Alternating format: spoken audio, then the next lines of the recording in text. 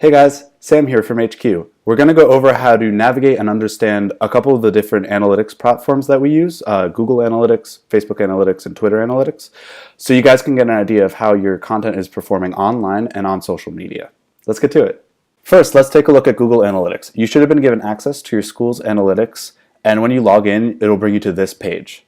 Now, Google Analytics can get really in-depth and kind of confusing, so we're only going to focus on the parts of this data that are relevant to you. First, let's go to real-time overview. This shows everyone currently on your school site at this very moment. You can see what pages they're on, where they came from, mainly what social media they came from, and where your audience is geographically. This is really fun info when you have an article going viral, but most of the time it'll be pretty lame like it is right now. The next thing is audience, where we started. The most important thing to remember when you're in any of the things that we discuss from here on out is this date range up here. You can control it, so you can change that to anything you want, to be just 1 week, to a whole month, and that helps analyze trends within shorter amounts of time versus over whole semesters.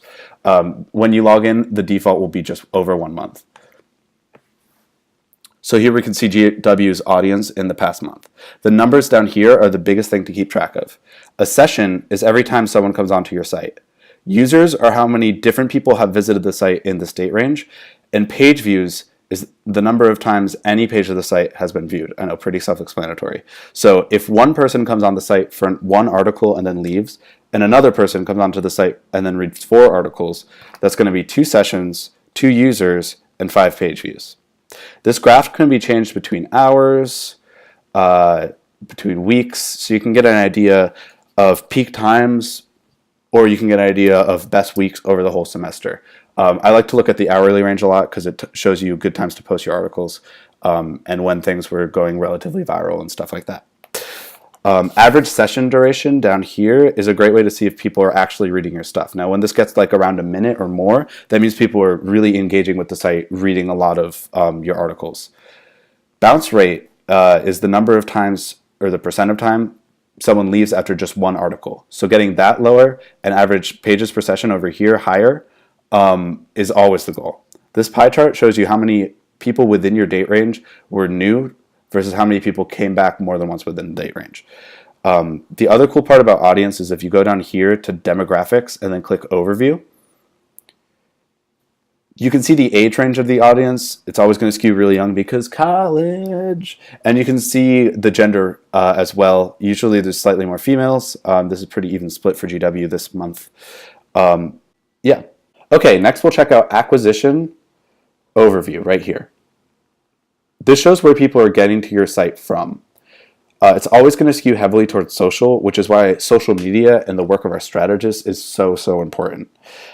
We've also got direct, which is people going straight to the site, organic search, which is people coming from search engines, aka Google, because nobody cares about Bing, and referral, which is people coming from hyperlinks, be that on another site or in a text or anything like that.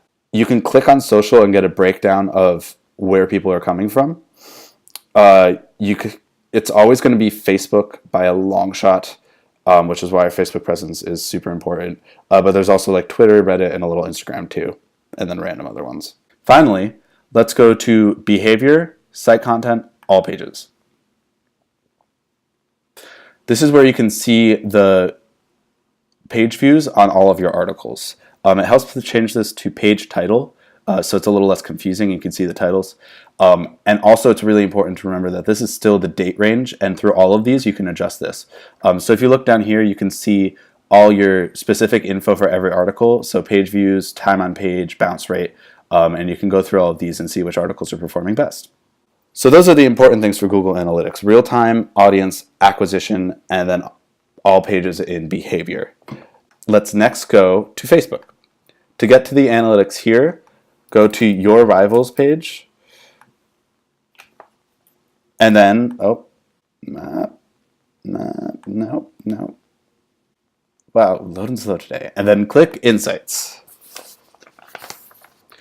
This is always going to be set for the last 7 days, but you can change that around. So here is page views, page likes for the past week. Down here, past the boosted posts, you have your reach and engagement. Reach is the number of times that people saw your Facebook post, while engagements is any time that they interact with it. That means clicked on it, liked it, shared it, commented, anything like that. The other important thing on Facebook is the Posts tab.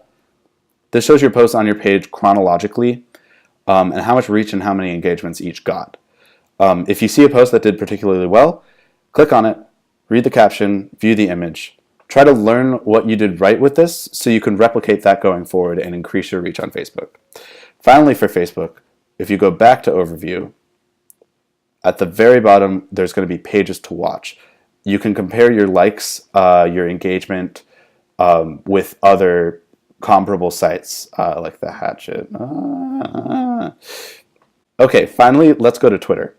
To get to these analytics, you go type in analytics.twitter.com. And it brings up analytics for whatever Twitter account you're logged into. As you can see, I'm currently logged into HQ's. On home, you can see a summary for the last month of your tweets, your interactions, your mentions, all of that. Let's go to tweets. This shows your tweets. Right now they're chronological, but if you change that to top tweets, it'll sort them by most popular. Over here in engagements, link clicks, retweets, likes, replies. So all this info is compiled right here. And obviously we'll always want more of this stuff. Okay. All right, guys. So that was analytics. If you have any questions, feel free to reach out to me at sam@therival.news or josh@therival.news. And have a good one.